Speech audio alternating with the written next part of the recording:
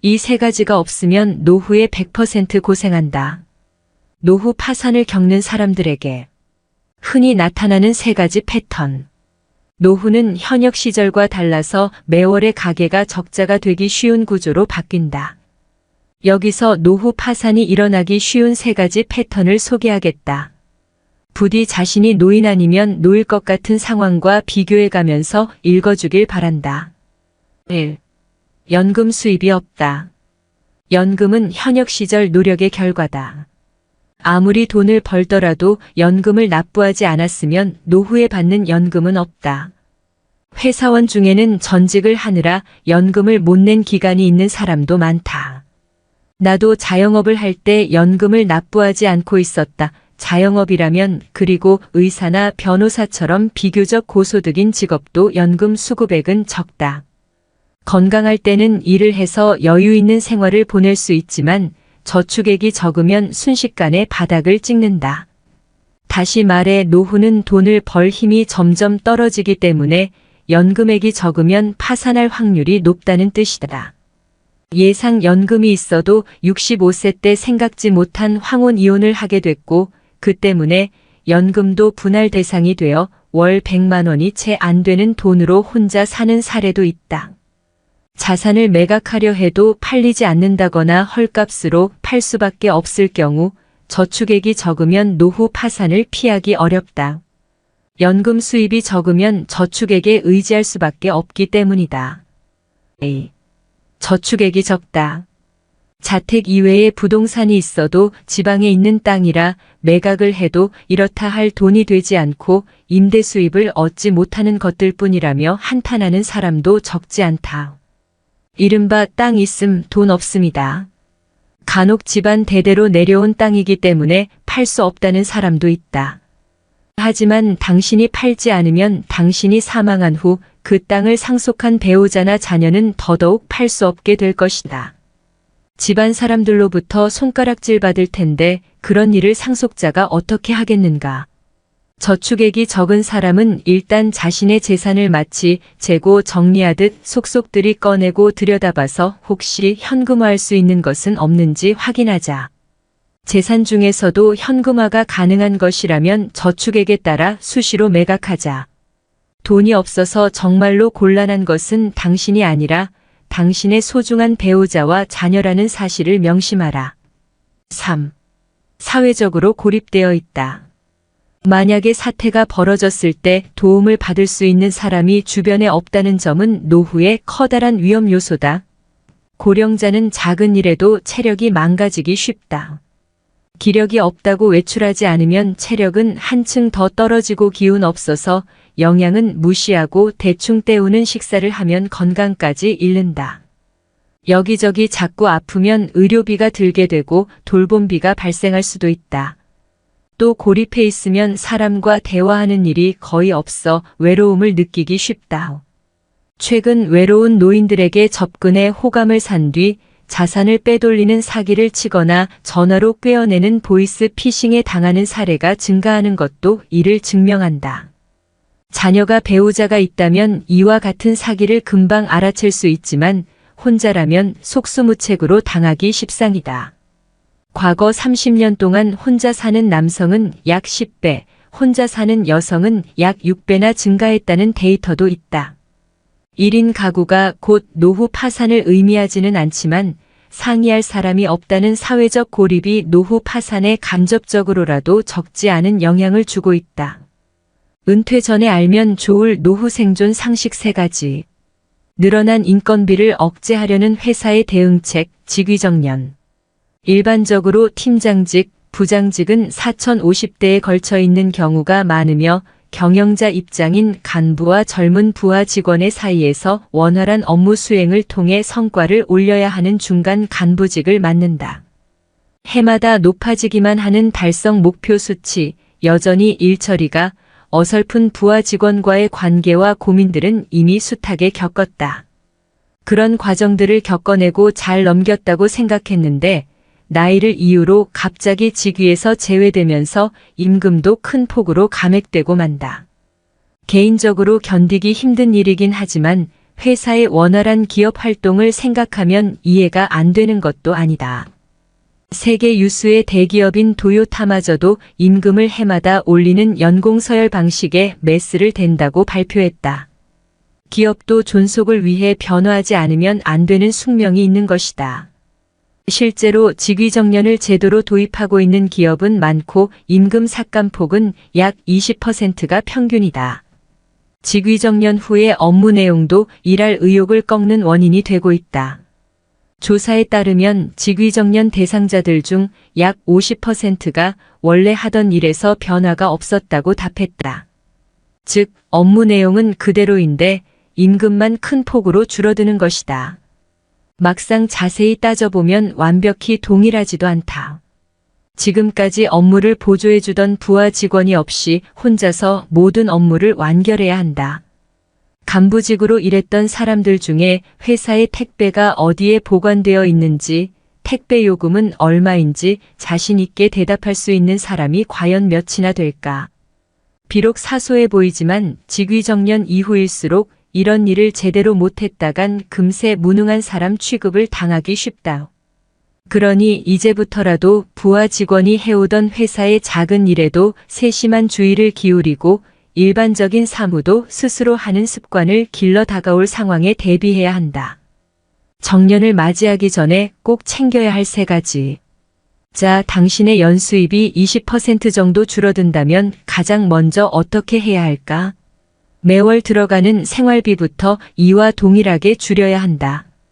매달 나가는 지출을 인생 최고의 연봉을 받던 시절에 맞추고 유지하려 한다면 예금, 적금, 상여금을 몽땅 깨서 구멍난 생활비의 적자를 메꾸는 생활이 계속될 것이다.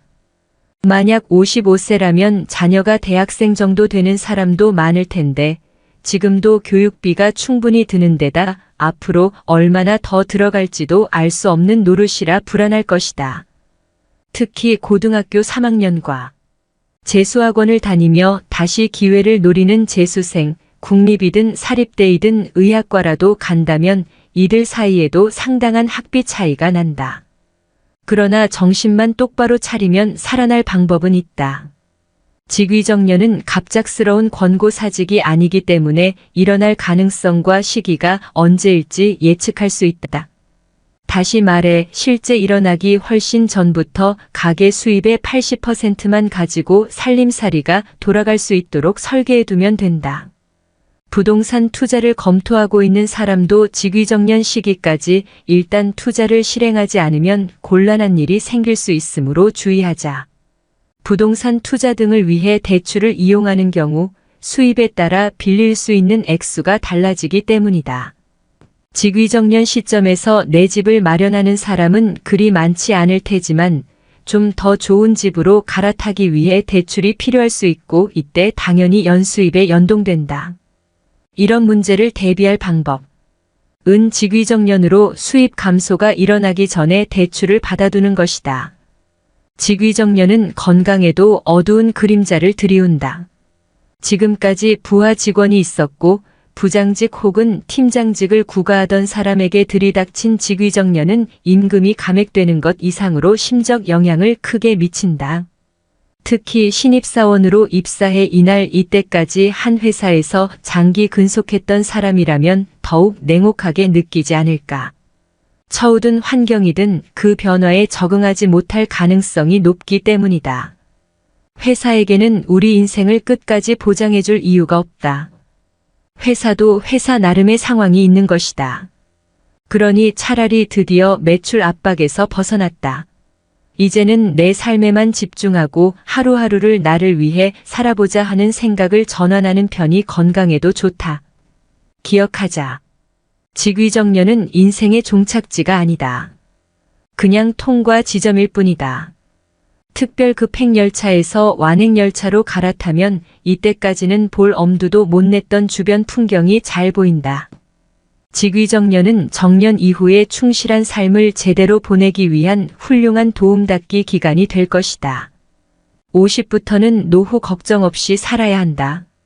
노후 계획을 어느 정도 세워놓았다는 분들을 보더라도 80세 이후를 생각하는 사람은 거의 보지 못했습니다. 그런데 혹시 재수 없으면 120살까지 산다라는 말을 들어본 적 없으십니까?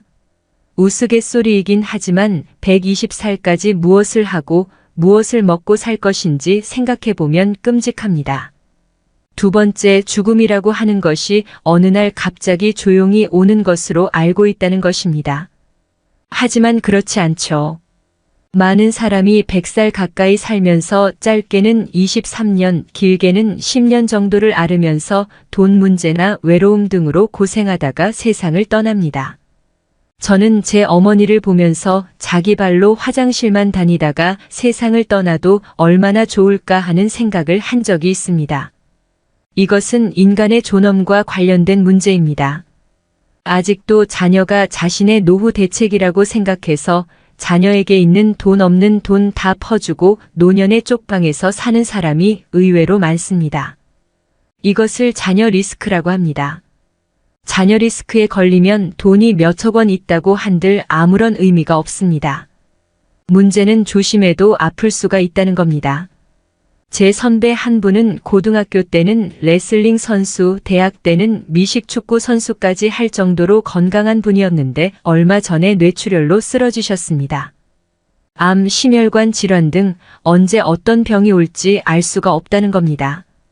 그래서 건강에 유의하면서도 또 한 가지 준비해 둘 것이 있습니다. 60세 되기 전에 특수질병보험을 하나 가입해 두는 겁니다. 미국, 일본에서 퇴직자들에게 퇴직 후 생활비가 줄었습니까? 라고 물어봤습니다. 안 줄었다는 대답이 3040%였습니다. 왜 안 줄었느냐고 물어봤더니 병원비, 간병비 때문이라는 것이었습니다. 옛날 베이비붐 세대는 왜 다들 결혼을 했을까요? 결혼을 하면 부모 밑에 있을 때보다 좋아질 확률이 높았기 때문입니다. 한 방에서 형제들과 우글우글 같이 살다가 결혼하면 셋방살이를 하더라도 단둘이 살면서 훨씬 더 쾌적하게 지낼 수 있었습니다. 그렇지만 요즘 젊은 사람들은 결혼해서 부모 밑에 있을 때보다 좋아질 확률이 거의 없습니다. 부잣집 도련님 하다가 가난한 집의 가장으로 가라면 가고 싶겠습니까? 그러니까 나중에 후회하지 않으려면 자녀가 고등학교를 졸업하자마자 무조건 집에서 내보내 불편하게 만들어야 합니다.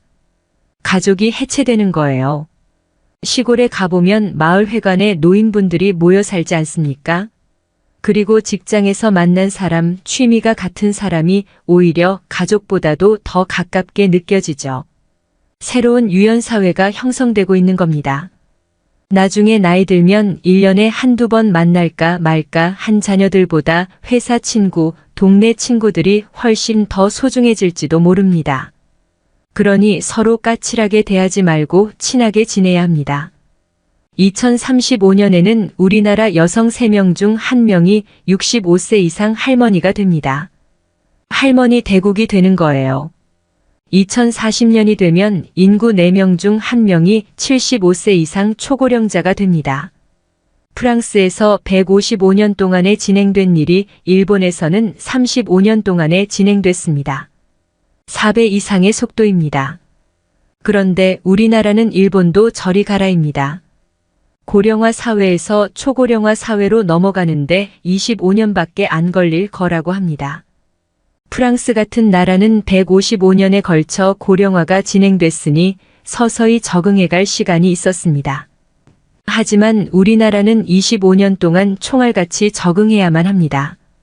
과거의 상식으로 여겼던 것, 일테면 주택에 관한 생각, 자녀의 결혼에 관한 생각, 자신의 노후에 관한 생각을 빨리빨리 180도 바꿔야 합니다.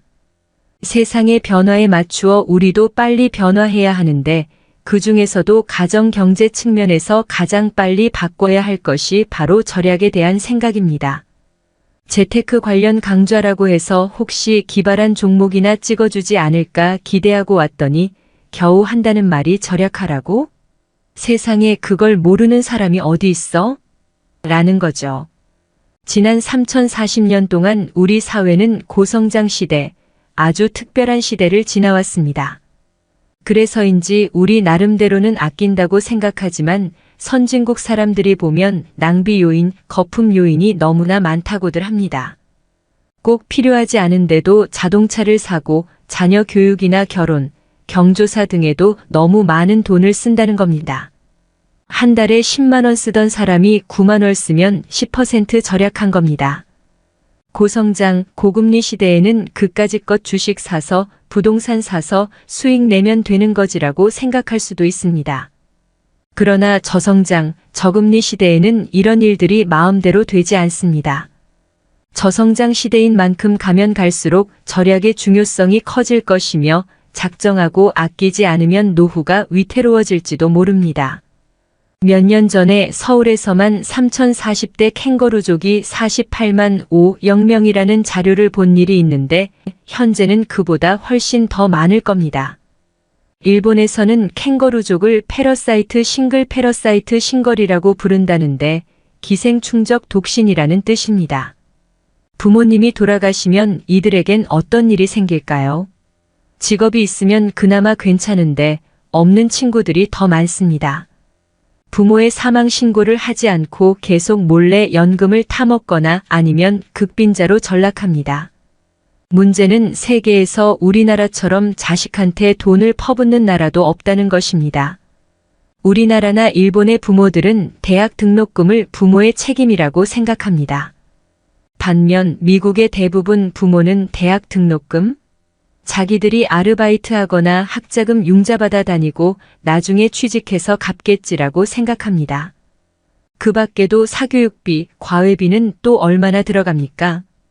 2019년에 서울에서 맞벌이 하는 40대 후반 부부 3커플을 인터뷰한 적이 있습니다. 그 중에서 과외비를 제일 덜 쓰는 집이 어느 정도였는지 아십니까? 부부가 맞벌이해서 1년에 1억 정도를 버는데 초등학교 6학년, 중학교 2학년 두 자녀의 과외비로만 360만 원을 쓴다더군요. 여기에 등록금 내주고 책 사주고 옷 사주고 용돈까지 주고 나면 무슨 돈으로 저축을 하겠습니까? 문제는 6070세까지 부부가 계속 1억씩 벌면 상관없는데 50대 초반이면 주된 직장에서 퇴직을 하게 된다는 겁니다. 실제로 연봉 2억만 원짜리 일자리도 거의 없습니다. 하지만 그때부터 자녀들 대학교 등록금, 결혼 비용, 노부모 요양비, 의료비 등으로 돈이 본격적으로 들어갑니다. 그러다 보니 연봉을 1억 원씩 받던 직장인들이 60대 이후에 중산층에서 탈락하는 경우가 많이 생깁니다. 제가 일본 친구한테 한국에서는 집을 얻어줘야 해서 돈이 많이 든다고 했더니 뭐라고 했는지 아십니까? 세상에 자식의 집까지 얻어주는 나라 처음 봤네요. 그런데도 우리는 이것을 당연하게 생각합니다. 이렇게까지 지원해줬는데 과연 자녀들은 고맙게 생각할까요? 한국여성정책연구원이 실시한 설문조사에 따르면 부모가 내 결혼 비용 때문에 힘들어하셨다고 생각하는가? 라는 질문에 아니요라고 대답한 자녀들이 65%였습니다. 나는 남들에 비해서 적게 쓴 편이라고 생각하는가? 라는 질문에 예라고 대답한 비율도 65%를 차지했습니다. 부모로서 섭섭한 마음이 들 수밖에 없는 결과입니다. 젊은 세대의 부모 부양에 대한 의식구조 또한 급격하게 바뀌고 있습니다. 부모 부양 책임이 누구에게 있는가에 대한 통계청 사회조사 결과에 따르면 가족에게 있다라는 대답이 2000년에는 71%를 차지했었는데 2018년에는 27%로 줄었습니다.